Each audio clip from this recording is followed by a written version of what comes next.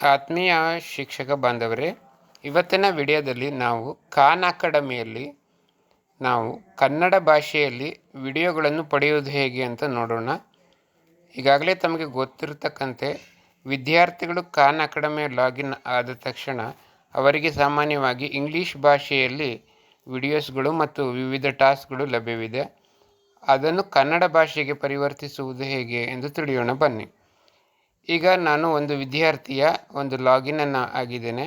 Login ಆದ ನಂತರದಲ್ಲಿ ನೀವು ಮೇಲ್ಗಡೆಗೆ ಇರುವ ರೈಟ್ ತ್ರೀ ಬಾರ್ ಮೇಲೆ ಕ್ಲಿಕ್ ಮಾಡಿದಾಗ ನಿಮಗೆ ವಿದ್ಯಾರ್ಥಿಯ ಹೆಸರು ಗೋಚರಿಸುತ್ತದೆ. ಕೆಳಗಡೆಯಲ್ಲಿ ನೋಟಿಫಿಕೇಷನ್ಗಿಂತ ಮೇಲೆ ಇಲ್ಲಿ ಆ ವಿದ್ಯಾರ್ಥಿಯ ಹೆಸರನ್ನು ಕ್ಲಿಕ್ ಮಾಡಿದಾಗ ಇಲ್ಲಿ ಲರ್ನರ್ ಹೋಮ್ ಅಂತ ಬರುತ್ತೆ, ನೆಕ್ಸ್ಟ್ ಸೆಟ್ಟಿಂಗ್ ಅಂತ ಆಪ್ಷನ್ ಬರುತ್ತೆ, ಹೆಲ್ಪ್ ಅಂತ ಬರುತ್ತೆ ಮತ್ತು ಲಾಗೌಟ್ ಅಂತ ಆಪ್ಷನ್ ಬರ್ತದೆ. ಸೆಟ್ಟಿಂಗ್ ಮೇಲೆ ಕ್ಲಿಕ್ ಮಾಡಿದಾಗ ವಿದ್ಯಾರ್ಥಿಯ ಒಂದು ಪ್ರಾಥಮಿಕ ಭಾಷೆ ಪ್ರೈಮರಿ ಲ್ಯಾಂಗ್ವೇಜ್ ಅಂತ ಆಪ್ಷನ್ ಬರ್ತದೆ.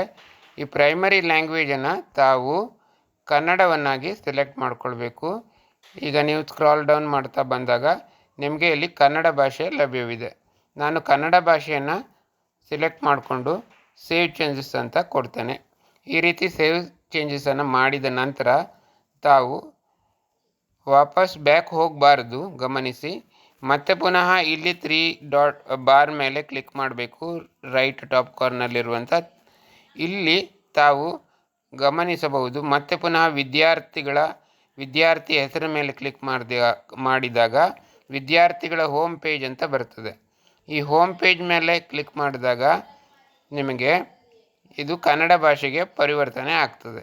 ಈಗ ನೋಡಿ, ಇಲ್ಲಿ ಒಂದು ವಿದ್ಯಾರ್ಥಿಯ 6ನೇ ತರಗತಿಯ ಉದಾಹರಣೆಗೆ 1ನೇ ಒಂದು ಪಾಠ ಪ್ಯಾಟರ್ನ್ಸ್ ಇನ್ ಮ್ಯಾಥಮೆಟಿಕ್ಸ್, ಇದನ್ನು ನಾನು ಪ್ರಾರಂಭಿಸ್ತಾ ಇದ್ದೇನೆ.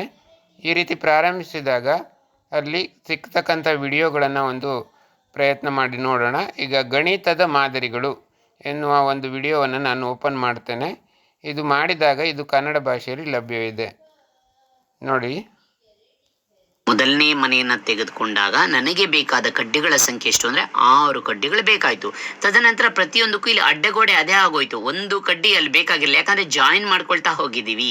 ಅದಕ್ಕೋಸ್ಕರ ಪ್ರತ್ಯೇಕವಾಗಿ ನಾವು ಕಟ್ತೀವಿ ಅಂದ್ರೆ ಪ್ರತಿಯೊಂದಕ್ಕೂ 6 ಬೇಕು ಅಂತ ಈಸಿಯಾಗಿ ಹೇಳ್ಬಿಡ್ಬೋದಾಗಿತ್ತು. ಆದ್ರೆ ಈಗ ಇಲ್ಲಿ ಜಾಯಿನ್ ನೋಡಿ, ಈ ತರ ನಾವು ಕನ್ನಡ ಭಾಷೆಗೆ ಪರಿವರ್ತಿಸ್ಕೊಳ್ಬಹುದು. ನೀವು ಮತ್ತೆ ಪುನಃ ಇಂಗ್ಲೀಷ್ ಭಾಷೆಗೆ ಪರಿವರ್ತಿಸಿಕೊಳ್ಬೇಕು ಅಂತ ಅನಿಸಿದ್ರೆ ವಾಪಸ್ ಇಲ್ಲಿ ವಿದ್ಯಾರ್ಥಿಯ ಹೆಸರಿನ ಮೇಲೆ ಕ್ಲಿಕ್ ಮಾಡಿಬಿಟ್ಟು ಮತ್ತೆ ಪುನಃ ಸೆಟ್ಟಿಂಗಿಗೆ ಹೋಗಿಬಿಟ್ಟು ಅಲ್ಲಿ ಭಾಷೆಯನ್ನು ಮತ್ತೆ ಪುನಃ ಇಂಗ್ಲೀಷಿಗೆ ಪರಿವರ್ತಿಸಿಕೊಂಡು ಬದಲಾವಣೆಗಳನ್ನು ಉಳಿಸಿಕೊಟ್ಟಾಗ ಕೊಡಬೇಕು. ಕೊಟ್ಟ ನಂತರ ಮತ್ತೆ ಲರ್ನರ್ಸ್ ಹೋಮ್ ಪೇಜಿಗೆ ಹೋದಾಗ ಅದು ಇಂಗ್ಲೀಷ್ ಭಾಷೆಗೆ ಪರಿವರ್ತನೆ ಆಗಿರ್ತದೆ. ಇಲ್ಲಿ ನಾನು ಮತ್ತೆ ಪುನಃ ಲರ್ನರ್ ಹೋಮಿಗೆ ಹೋದಾಗ